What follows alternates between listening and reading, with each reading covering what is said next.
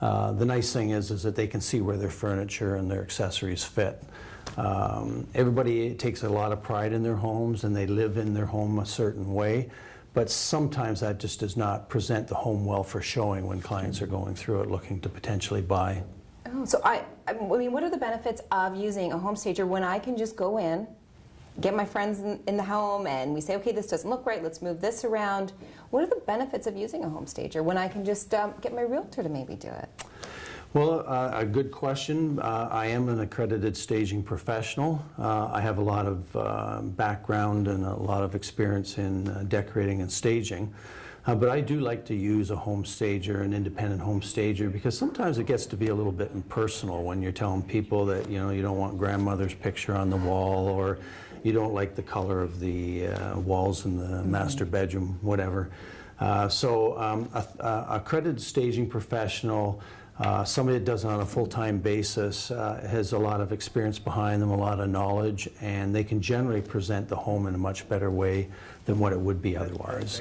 So I guess our goal with a home stager is to have a clean slate so that the potential home buyer coming in can imagine their furniture and their pictures on the wall?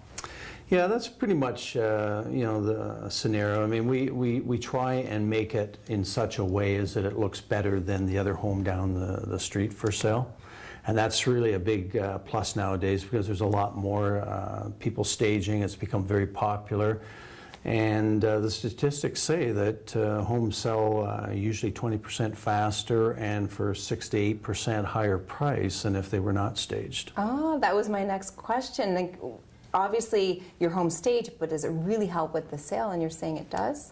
Yeah, well, take it for yourself. I'm sure you've done some home shopping in the past, and when you go into a home that looks like a home show home or a model's builder home, that appeals to you, I would think, more than a home that's got a lot of heavy furniture, a lot of personal pictures on the wall, and maybe has a cooking odor in the home. So, you tell me, is it something that you prefer? Well, you're absolutely right there. Paul, where can somebody go to get more information?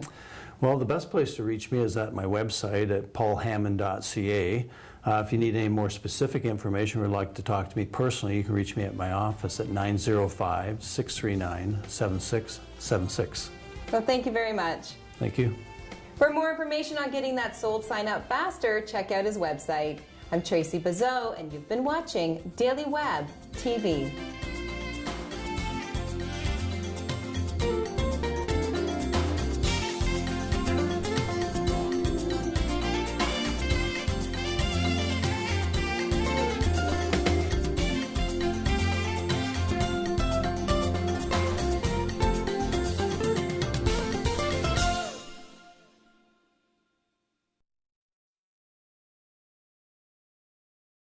When buying or selling a home, trust is key to a positive relationship with a realtor.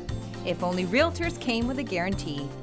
Paul Hammond of ReMax Escarpment Realty is with us to talk about the next best thing. This is Daily Web TV.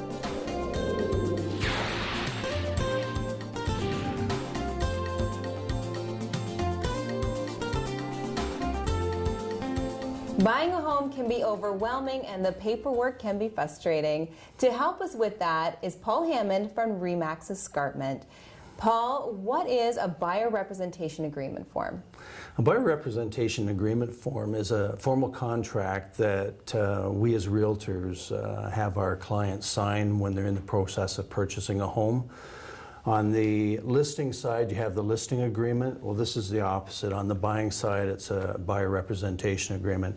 And basically what this agreement does is it allows me to provide critical client services to any buyers that I deal with. Okay, so, but I don't understand why I need to sign a piece of paper when I've already said, okay, I want you to help me look for a home. Well, it's like everything in today's society. You need to protect the interests of both your buyer and yourself when you're dealing with clients. And I actually brought a copy along with me today that I wanted to just show you. And it outlines all the different parameters that we go through when we deal with buyers in the purchasing process. I notice here it's asking for geographic location. Why is that important Is that just to make sure that you know where I'm looking? Yeah, that's typical contract law where it just spells out the areas that that particular client is looking, and this agreement pertains strictly to those areas. So if that particular buyer is looking in other areas such as Toronto or outside areas that I don't service, then that particular sales representative can set up a separate buyer agreement for those specific areas. What happens after the expiry date runs out? Because I'm seeing it's starting at a certain time on a certain date and it's ending at, a certain time on a certain date. What happens after it expires?